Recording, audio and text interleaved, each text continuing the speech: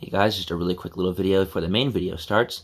Around the 8-minute and 9-second mark, my audio cuts out unfortunately.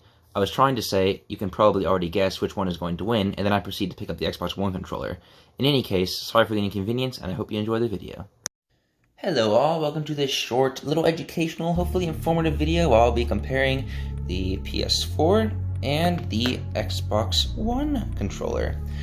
So, before I get started, I'm going to be breaking it down into several categories. We're going to be comparing the sticks, the stick placement, the triggers, the bumpers, the D-pad, the comfort of the controller in your hand when you're holding it, the battery life, the special features, the buttons, and then finally we're going to have a score. There are 9 categories, so one will come out on top, so we're going to find out which one it is, alright? Now, before I get started, I must say that a lot of it is all just going to be opinion, alright? There's not really a right or wrong answer because everyone's hands are different, everyone's preferences are different, what you find important in a controller is all different, so at the end of the day, there is no right or wrong answer, and it's just all opinion. And in fact, honestly, you might be a little bit biased towards a certain controller. Let's say, for example, you grew up on Xbox your whole life, and then you got a PS4, you may be like, ew, the controller is horrible, or, you know, vice versa. So, but anyway, let's get started and we will break it down. So, first of all, we have the beautiful Xbox One controller in all of its glory. I tried getting all the dust off, cleaning it off, but, you know, I can only get so much off. Then we have the PS4 controller in all of its glory as well. They are both very nice, very beautiful controllers and all they have. So, I tried getting a black PS4 controller, but unfortunately I didn't have one. So, let's just break it down to the sticks. So when it comes to the sticks, it's the sticks, not stick placement. We have the Xbox One sticks, which are quite nice, not gonna lie. They have like this little rib texture right here on the edge. It allows you to like grip on, get extra grip when you're playing and stuff like that. And they're really good. They don't have a lot of dead zone. They actually are very accurate, really nice when you're moving around and stuff like that. They're just really smooth like that. The PS4 controller, on the other hand, the sticks they're not bad. They're down here, of course. They don't have little rib textures on it like the Xbox One controller does. So the one thing about it is that if you're playing a lot, let's say you're playing, you know, some Call of Duty, you're all getting sweaty and your teammates are all trying really hard, is that, and I mean literally sweaty, is that the Xbox One controller, your fingers aren't going to slip off quite as easily, because like this little like dip right here keeps your finger in there actually really good, honestly, and it's not going to slip out as easily, and the little textures right here actually help tremendously, whereas the PS4 controller sticks, they're not bad at all, but it's just they don't have that grip compared to the Xbox One controller.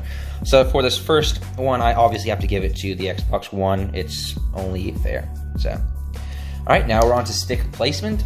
Now this one is a big one for people because stick placement on the Xbox is, of course, you know, it's like this, the one up here and one down here, and then on PS4 they're both down here. Now, it's all opinion. Some people think this is more natural.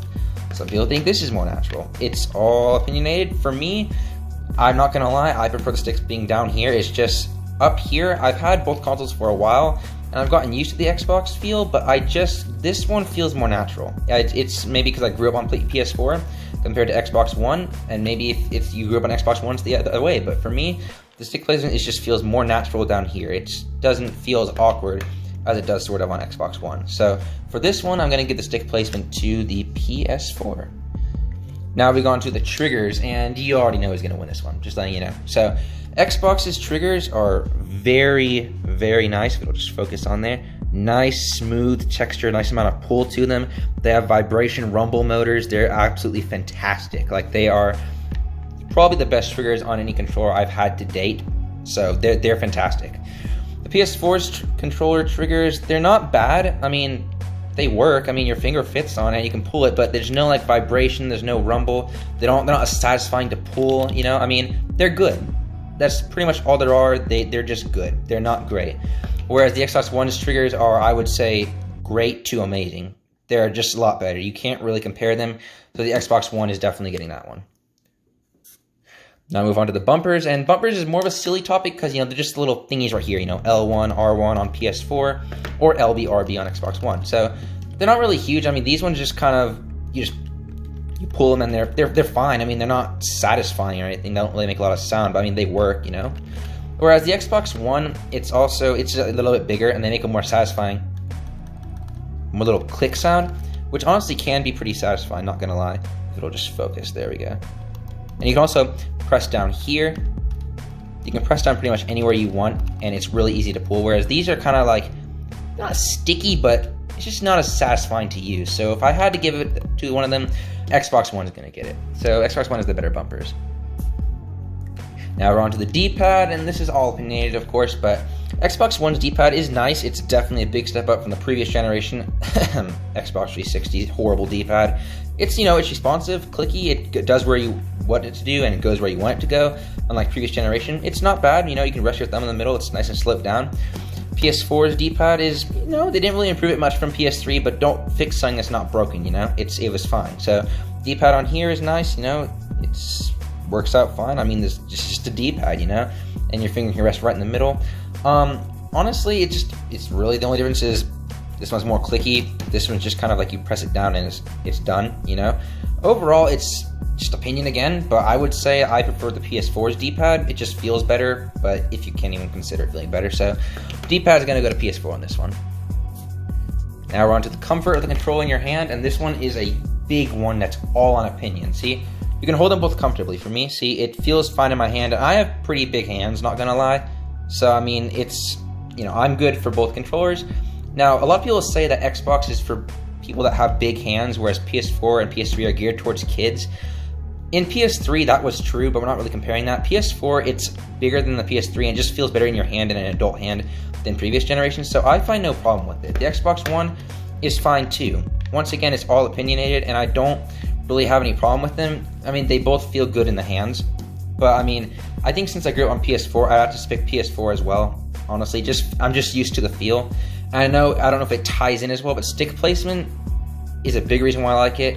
So I would say stick placement because this just feels more awkward than this does. So for this one, I'm gonna have to give it to the PS4. Now we're gonna be comparing the battery life. So by default, the Xbox One controller comes with 2 AA batteries, or maybe they don't include it, who knows, I don't know. But PS4 comes with a rechargeable internal lithium-ion battery. It'll last you anywhere from probably 6 to maybe 10 or 12 hours of battery life at the most. The Xbox One, when you use AA's, which I don't like using AA's, but I must admit they have a good battery life to them, it can last you anywhere from, I would say, 14, 15 to 24 hours. So you will be spending more money on batteries if you don't like buying batteries, on the Xbox One. But I'm not gonna lie, the battery life is a lot better on here if you use AA's versus PS4's. And yeah, PS4 you can just plug it in, boop, and charge it up. But I mean, if you're just trying to go in one sitting, it doesn't last as long. Also, one thing I've noticed, maybe it's just me, but when I'm playing on PS4 and my battery gets low, I get insane input lag. It's like really bad. If it's like at 1 bar, I'll like turn my stick like in Call of Duty, or like I'll like try shooting, and it won't register until like a second or two later, and it screws it up entirely. Like, if you're plugged in using like the USB cable, it helps, but you shouldn't have to plug it in to fix the input lag. Xbox One, I never get input lag on this thing. It doesn't ever do it. It's nice. So for this one, I would have to give battery to the Xbox One. Now, special features. This is an interesting one, and you can honestly kind of guess which. So let me see. Let's see that this one has obviously a 3.5mm headphone jack and then a charging dock. And it has just a button. That's pretty much it. Nothing really fantastic other than it has vibration like a normal controller. PS4 controller, on the other hand, has a touchpad, which it's arguably, if it finds use or not in games, it's found use in some games. Has a little speaker, which, as horrible as the quality may sound, it's kind of cool to have, not gonna lie. Has the charging dock thing, 3.5mm jack. And the other thing is that it has the, what is it called? The motion sensor in here. PS3 had that too, and Xbox One and Xbox 360 didn't. Sorry, my bad. I mean, it's not a huge feature, but like if you played like Little Big Planet back in the day or something like that, or even on Little Big Planet 3 on PS4, you can like move the controller like this, and you can like move your character's head and stuff like that. And in other games, you can find really cool uses for it. Xbox One doesn't have that. I was actually kind of surprised because I was like, oh, if they didn't have it last generation, they'll put it in this one. But they didn't. I was kind of surprised. It's not a huge deal, but the PS4 controller does seem to have more special features, being the speaker, the touchpad, and the motion sensor. So in terms of special features, I'm going to have to give this one to PS4, not going to lie. And they're both tied neck and neck. And then this last category is kind of stupid, but we're going to do it anyway. So we're going to be talking about buttons. Oh yeah, buttons. So both of them have really nice buttons, not going to lie. Nice, colorful B, A, X, Y, They work well, they do their job. These ones are more rounded, if you see. Whereas PS4 is obviously X, circle, triangle, square, and these are more flat if you look at them. Compared to Xbox Ones, they're more flat. So really, it's whatever you want. I mean, it's whatever you prefer. I mean, honestly, in my opinion, they're both fine. A button's a button, but I prefer the PS4's one so far. Also, these buttons just... The buttons on here, like I don't know what they're called, you know, the start and the dashboard button, this one right here, they just feel squishy. So they don't really have like a satisfying click. But it's whatever. I mean, these aren't the best either, but these feel more clicky and responsive. And I like the feel of this button more than this button here. So it's whatever, but I would give that one to PS4 as well. And if you look at the final verdict, we have 5 points for PS4 and 4 points for Xbox One. So in that standard, PS4 comes out on top, obviously. Once again, this is all opinionated. It's not set in stone that one is better than the other. It all depends what you want. Like if you only care about triggers, sticks, and bumpers, then yeah, go for Xbox One. You know what I mean? If you care about special features and having like a nice D-pad and stick placement, you know, then go with PS4. Honestly, a lot of people, believe it or not, it's the stick placement that matters, not gonna lie. Or, you know, at the end of the day, you go whichever console your friends have. But another note is that PS4 has had 2 gens of the PS4 controller. They've had the first one, which did not have this cool little light bar right here. And then they have Gen 2, which did add it. But other than that, I think that's the only real difference. Whereas this is Gen 2 of the Xbox One controller, I believe, because the difference between them is this is a Gen 1 right here, and this is a Gen 2. There's also a Gen 1.5, but I'll get into that in a minute. The Gen 1 had the bumpers, which took a lot more effort to press down than these ones right here. These are a lot easier to press down. These ones require more effort. The other thing with this one is that I don't think this one came with Bluetooth for computers, unless I'm mistaken, or it didn't come with built-in Bluetooth, and this one did. I'm not entirely sure. The other thing is that this one did not have a headphone jack when it first came out, which honestly for some people that was a big deal, I'm not gonna lie. Some people didn't care, but a lot of people did. And then the 1.5 version came along, which had this look right here, but it added a headphone jack. And then 2 came along, which added, you know, built-in Bluetooth, took away like the split section right here, and kept the headphone jack. So there were 2 gens of Xbox One controllers, actually 1.5, and 2, and there's 2 gens of PS4 controllers. Not much changed that much with PS4 except for the light bar and the fact that you can actually plug this one in and use it using USB, not Bluetooth. Whereas this one, you know, they actually added a headphone jack and then built-in Bluetooth. So a little bit of history lesson for you. So yeah, I hope this video was informative. It's once again, it's all just opinion. I hope it didn't upset you guys. Don't go out with pitchforks and, like, you know, try to kill me. But it's all just opinion at the end of the day. So let me know if you want me to make more videos like this, like the PS3 versus the Xbox 360 controller or stuff like that. If you have any questions, comments, anything, leave them in the comments below, and I'll talk to you all in the next one.